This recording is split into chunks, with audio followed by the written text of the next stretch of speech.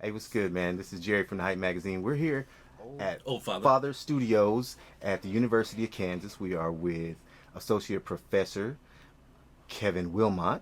He is co-writer for Chiraq, which made a big splash, not only in the hip hop industry but within the African American community. And saying, why are they telling this story, and why would Spike Lee do this? You know what I mean? Why is he qualified? I don't know.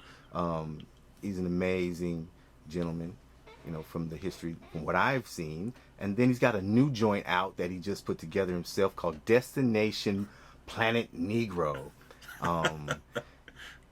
It's quite the visual metaphor for the crabs in the barrel. Yes, in various ways. In various ways. So, first, from the outside looking in, let's talk about Kevin Willmott. And, Sure. And you let us know. Sure. Well, I grew up in Kansas. Grew up in Junction City, Kansas. Oh, wow. And Fort Riley kid. Fort Riley, yeah. I was one of the only guys in town that my family wasn't in the military. Mm-hmm. But it was a great place to grow up. Very, very diverse. Taught me a lot about race. Taught me a lot about injustice as well. Mm-hmm. And so I really have kind of taken a lot of things I grew up with, and I continue really to write about it. Most of my films deal with race, and I think a lot of that comes from growing up in Junction City. That's it's near Western Kansas. I was actually stationed at Fort Riley for a while. Wow. But further down the road, Langston Hughes, home of Langston Hughes. So we've had some great journalistic minds and creative minds coming out of Kansas. Talk to me about your experience and how it developed your desire to write and enter the entertainment industry. Sure.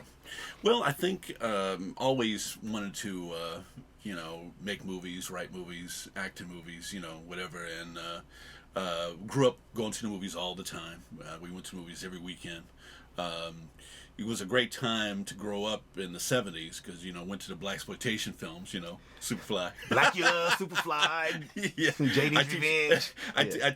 I teach a class on that now, which is kind of cool. But during that time, Gordon Parks as well, obviously, another right. Kansas in Fort Scott, Kansas. Right, Fort Scott. And, Learning Tree and Shaft and all those great films he made, and really kind of taught me that I could maybe be a filmmaker. Mm-hmm. And so really kind of held on to that. Went to a little small college in Salina, Kansas, called Marymount College. It's like a little small Catholic school. Right. Which amazingly kind of is my first introduction to the play Lysistrata, which would eventually become Chiraq. Ah. Yeah. Okay. And so then I went from small Kansas school Marymount to NYU, okay. Film school in New York, and then came back here to really start making films, and came back here, made my first film, 9th Street, with Isaac Hayes and Martin Sheen, and then I made CSA, Confederate States of America, after that, and then The Only Good Indian and Bunker Hill, the Battle of Bunker Hill with James McDaniels from NYPD Blue, right. And West Studi in The Only Good Indian, and then Jayhawkers with Trey Byers, who's on Empire now, was one of my former students here. Oh, and wow. He's in Destination as well. Okay. So really, and Destination, I really kind of found my niche here in terms of how to get my movies made, and they hired me at the University of Kansas, and so I've really leveraged this kind of position to really kind of form a little company of filmmakers I work with all the time, and this is kind of where I make most of my films. Now, people would be surprised. I know that at one time there was in Topeka, I believe, there was an actual film house that did editing right. and things like that, and they've gone away, went to Hollywood. Talk to me about the challenges, really, of making major films here. Well, the good news is that people are not jaded about film here. My first film, 9th Street, which, I didn't know anything what I was doing. I was really learning. But I had 700 extras in that film. Wow. It didn't pay anybody, and so people are very supportive here of film. And and that's probably the best thing about it. You know, you can just, you know, I can get period cars, I can get period locations, I can. You know, I have a lot of people that help me with wardrobe, period wardrobe, you know, destination. You won't believe how little that movie cost. But, you know, we did, you know, I really take advantage of that. And plus, you know, over the years, I've been doing this about 30 years now. You know, we really created a family of people that, you know, we all kind of work together here. And we support one another. And, I kind of call us, we're the Black Amish raising the barn together. Hey, that works. That works. But it's such a hidden community. I mean, if you're really not, I know that KU being a university city, obviously the creative arts are going to be a big thing because everybody's got to express themselves. Yeah. However, you know, you just don't think that the mindset would be as expansive, let's just say, in destination. Right. I'm looking, I'm going, I don't recognize the Army dude. But, man, I recognize Rev. I recognize Frederick over there. I recognize George Washington Carver. You know, he made the jet fuel with a sweet potato and a peanut. And, you know, all these brilliant minds still suffered from the same inner struggles, and we're still going through today. We're going through today. It's like, well, you can't be doing, if you're not doing what I'm doing, then you possibly can't be as serious. Are you crazy? Who's going to get in that thing? You can't put the whole human race in there. I understand. Right. You know, I mean, now what caught me immediately was the fact that he was sending his daughter off with this goofball. You're trusting the human race, well, the new colony. He goes to. Yeah, but I'm like, you know, later on down the line it develops. You know that he's coming in the log line. You know that it's coming, but I'm going, now what black man, father, is going to take his daughter and pair her up? You handpicked this guy. Basically, it ain't gonna be no foolishness. You know, we're gonna go out here and see how feasible this is. So, talk to me about how you pulled this together, not necessarily on the mechanics, but conceptually. Well, you know, a lot of different influences. You know, probably one of the big things I satire in the film, especially at the beginning of the film, that thing you see in the trailer especially, is I make fun of all those 1950s, 60s rocket ship movies. Roger that. You know, Three Stooges Go to Mars and Rocket Ship XM. There's one called Destination Moon, is where I kind of took the title from. Destination Planet Negro. And these were, and, you know, they didn't know anything about science at this point. Right, you know? right. So, you know, guys are astronauts, they just wear leather jackets. You know? Buzz Lightyear. Yeah, Buzz Lightyear kind of stuff, you know?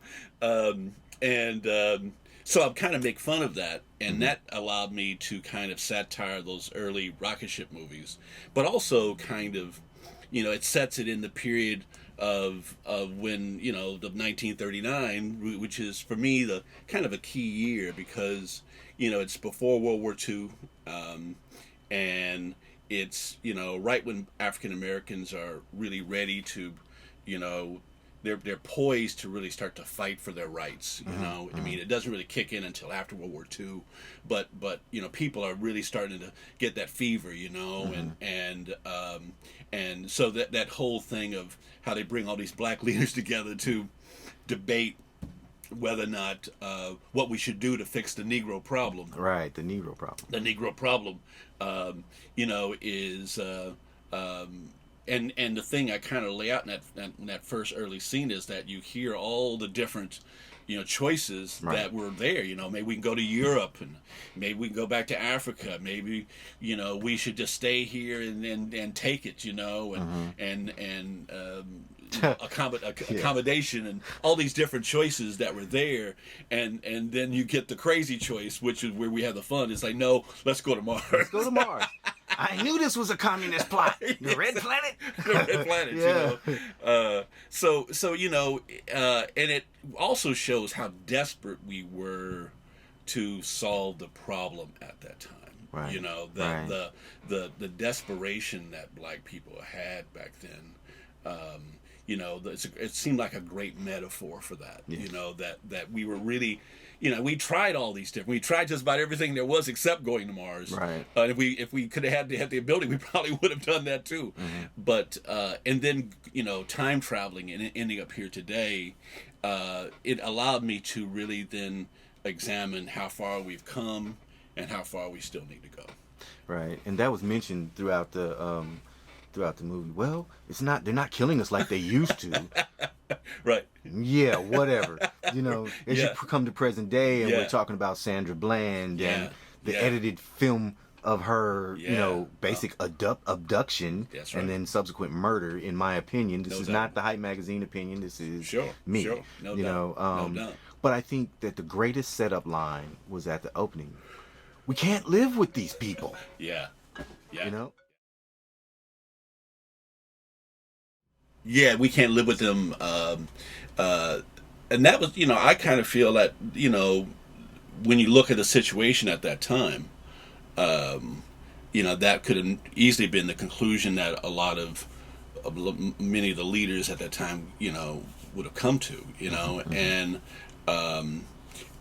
at least put it this way, it really kind of expressed the desperation, of the situation, and I think that's the part of it that I wanted to really show how desperate things were at that time, so that when you cut to today, and they time travel to today, that desperation informs their attitude in the present time as well. Right. So it's like you go from a time when you could get murdered on the street for not stepping off the sidewalk, or looking at somebody wrong or something, and here now you're in a situation where there's a black president. Mm-hmm. So you go from having basically no rights anyone has to acknowledge to the leader of the free world is an African American. Right.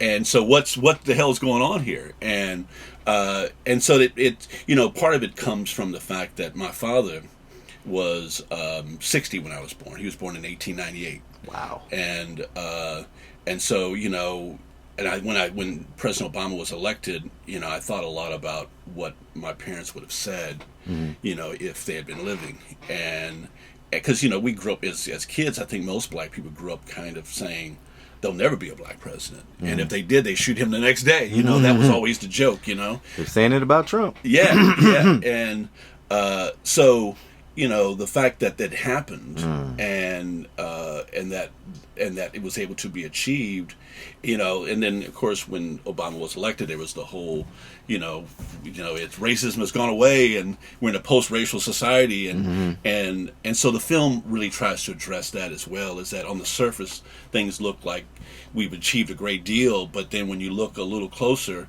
we're still dealing with a lot of problems that we had 100 years ago. I like the fact that your technique and presentation is not overly aggressive. You slide it in there and slap them in the face when they're like, oh man, and a bow. Oh, snap message. It's kind of, and I hate to use this, but you know how sometimes Spike would go in and go, woo, Right. It's a moment. Yeah. And even though, they're dramatic moments and they're very blatantly informational, like wake up, here's the alarm clock in the graveyard to wake the dead, so to speak, but it's so subtle, and you lead them and then bam, checkmate. Didn't see that coming. Didn't see that one coming. But it keeps you leaning forward. It kept me leaning forward, and hey, we're in the middle of the map, and yes, culturally maybe in certain aspects 50 years behind the times. Yes, indeed. On the mindset. However, we do have minds that will shoot you in the foot with nuggets of just pure wisdom and challenge. I like the challenge. That's the thing that I really learned from the 70s. I think, going to the movies at that time, not just blaxploitation movies, but just movies as a whole during that period were challenging. I mean, they challenged audience. They made choices that you didn't see coming. A lot of heroes died in those movies, and things that you don't see much today. And that's always stayed with me, and I've always tried to embrace that part of film. And and I just believe that's kind of what film is for. Is to find a way to entertain, to find a way to inform, even in some ways to find a way to educate, but more importantly to find a way to challenge. Because that was the notion of my film CSA, Confederate States of America. And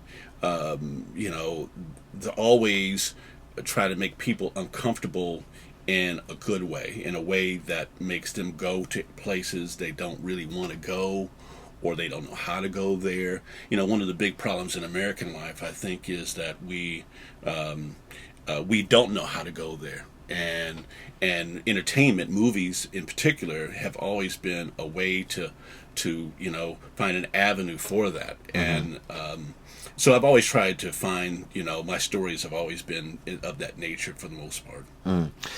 While the anger is smoldering there, how do you control it in your writing so that it just doesn't explode? Yeah. Well, that's a great question, man. I think all of us, I think the Trump thing and everything that's going on now, you see there's a lot of anger in the country. Right. And there's probably always a lot of anger in the country in various ways. Right. But, the key is, how do you express that? And, I learned early on, when I was a kid, from Gordon Parks, his book, A Choice of Weapons, and and the camera being a great weapon, and so in that sense, I really enjoy taking my anger, the anger that I think is out there in various ways, and trying to find a way to make it, embrace it, not kind of diffuse it. But embrace it and then flip it and kind of turn it back on itself and present it to the audience where it can be entertaining, hopefully funny most of the time. And the other thing I love from Richard Pryor is that the joke always teaches you is some truth to the joke as well. So that's always been the criteria that I've had, which is one of the reasons I think I've stayed in Kansas, because I get to kind of do my own thing here. No one is telling me kind of, if you pitched something like Destination Planet Negro in Hollywood, you'd have had all these, influences on you to try to make it, put stars in it, and to whittle it down, and that may be a little too offensive, and maybe people don't understand that, and I don't have to deal with any of that here. I kind of find, I found a way to tell my stories the way that I want to do it. I mean, the price you pay, as I'm in Kansas, and I don't get the attention that I think, sometimes our films deserve, but I'm kind of willing to pay that price, for the freedom I have of expression. Now, you're not getting the attention, but are you're at the film festivals, you're displaying at the film festivals like Right. Sundance and Cannes and such.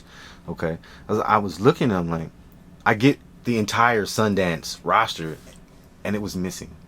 I went back to the Sundance Film Festival roster, and I'm going, I know this had to hit the film festival. We didn't at ABFF or something. I mean, it's interesting, because this is the other part of in some ways why I stay out here, is because it's hard to make films like this. Because we didn't get into any of the big festivals with Destination, I mean, the Black Festival is the only Black festival we were in, was the Black Harvest Festival in Chicago. Okay. And so much of the time, I think that festivals, period, and in particular Black festivals, are trying to do the Hollywood thing. They're trying to make connections to the industry. They're trying to build the festival, and that hurts people like me who are, kind of outside of the system in one sense. I'm making films that, at least in the way I make them, they're probably not going to make. You can imagine if Hollywood had made Destination, it would have been a lot sillier. The message would have been watered down a lot more. Would have been a caricature. It would have been a caricature of what I was trying to achieve, and things like satiring those early films, with the robot and the spacesuits and things like that were important to me in terms of the history of cinema. Really, those things wouldn't have been nearly that important to. It would have been how we can make this marketable. Mm-hmm. And what I've always believed is that anything can be marketable if you choose to market it. Mm-hmm.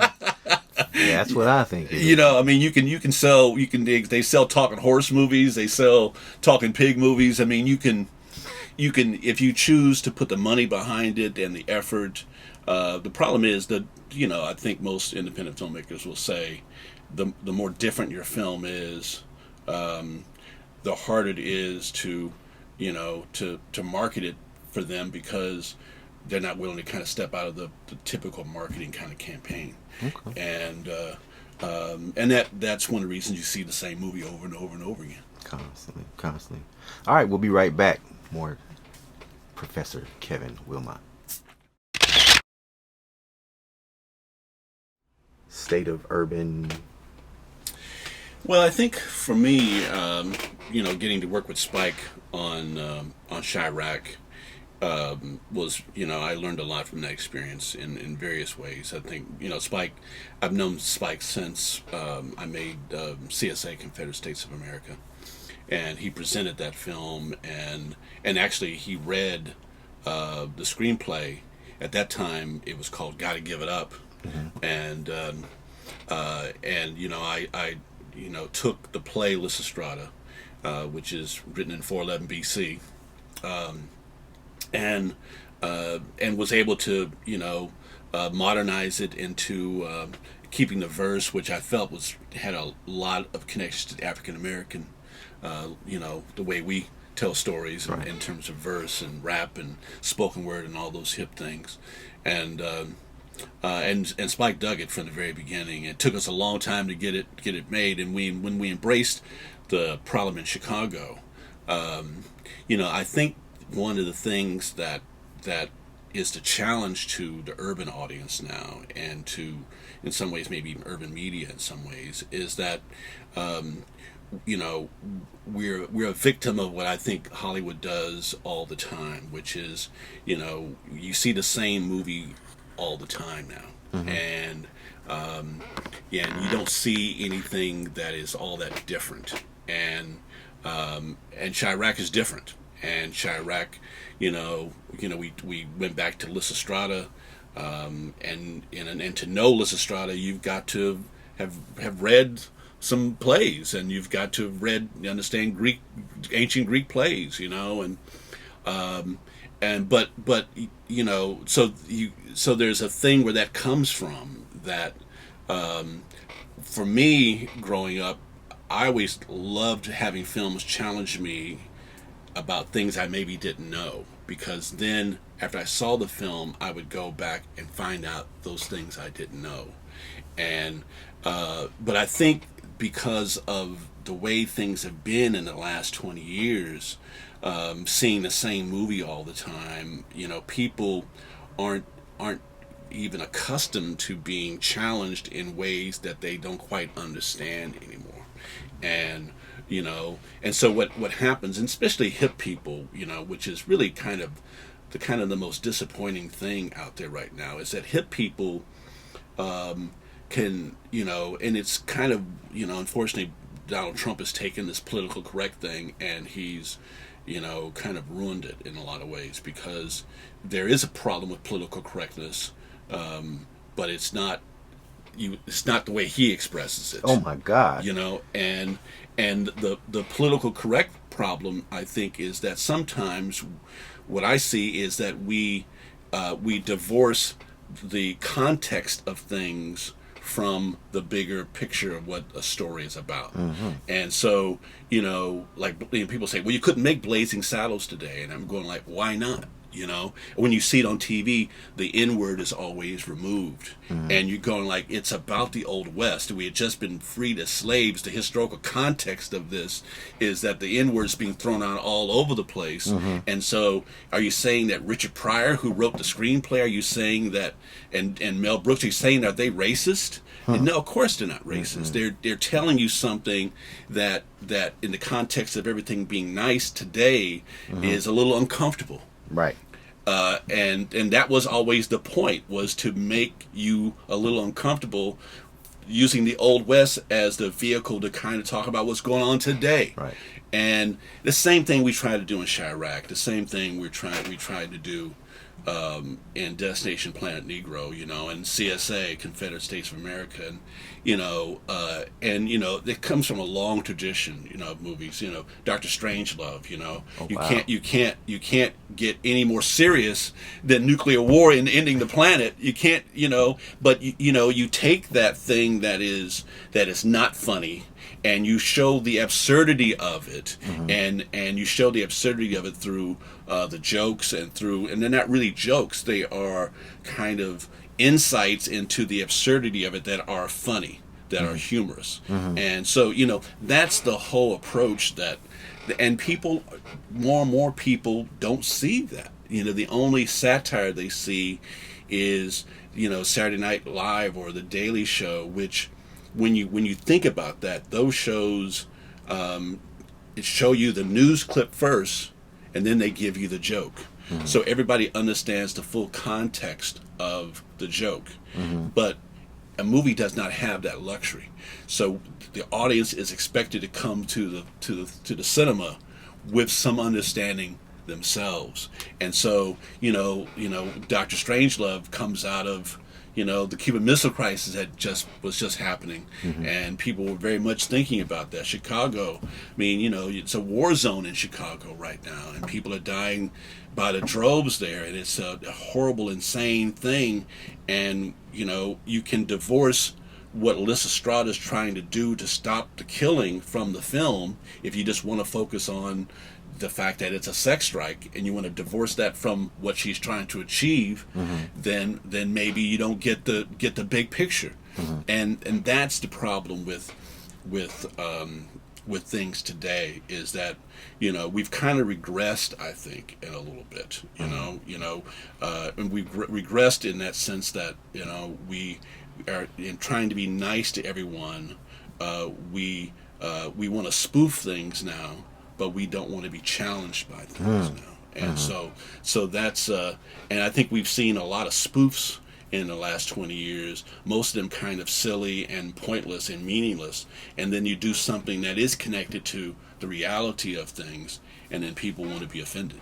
So it is I think that is the challenge, not just for urban film, but it's really the challenge for film, period. I think white filmmakers are having this problem too. For instance, Jerry Seinfeld and Chris Rock, they don't do shows on college campuses anymore because kids, they're offended by everything. Yeah. And you can't just tell a joke, and give people the benefit of the doubt that you're not trying to make someone feel bad about something, and everybody's kind of overly sensitive about things, and so it's a really kind of interesting time right now where we've come a long way, and we have that line in Destination Planet Negro about the taking the N word out of Huck Finn.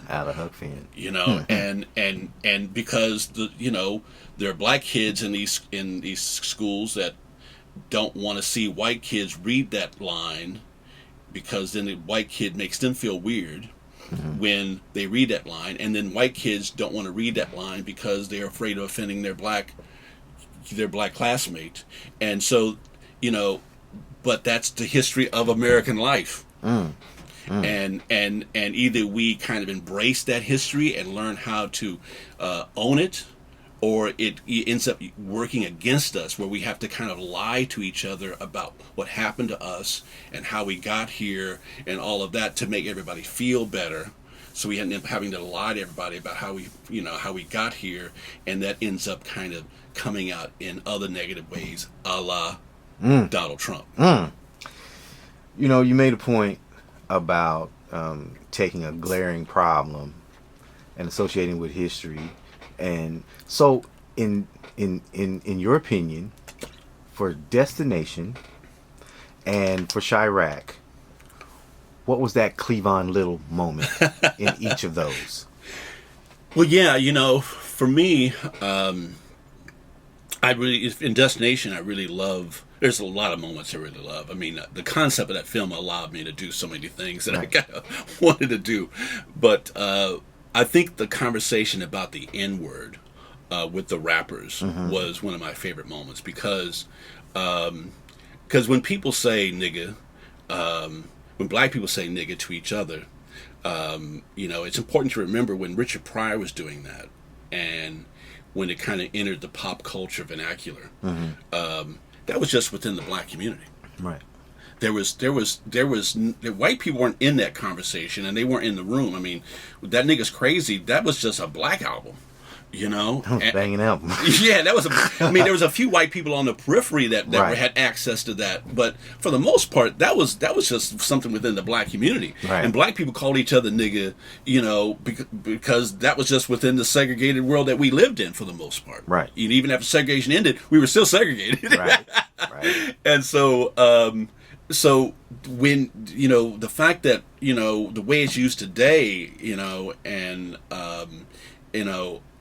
with the line in the film, with the guys from 1939 saying, they hear the rappers using the word today, then they say, where we come from, it means something different. And they say, what did it mean where you come from? It's like, it's nigga is the word they use right before they kill you. Mm-hmm. Mm-hmm. And then the rapper thinks, and he goes, yeah, they still do that here too. And that's the thing that is that's the moment we're at in American life, is that we've got this history of nigga being the word they called us before they lynched us. Mm. And then nigga is also the word that we say to each other before we kill each other.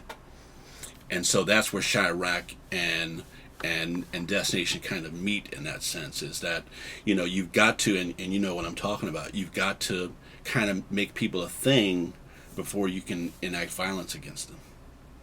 Yeah.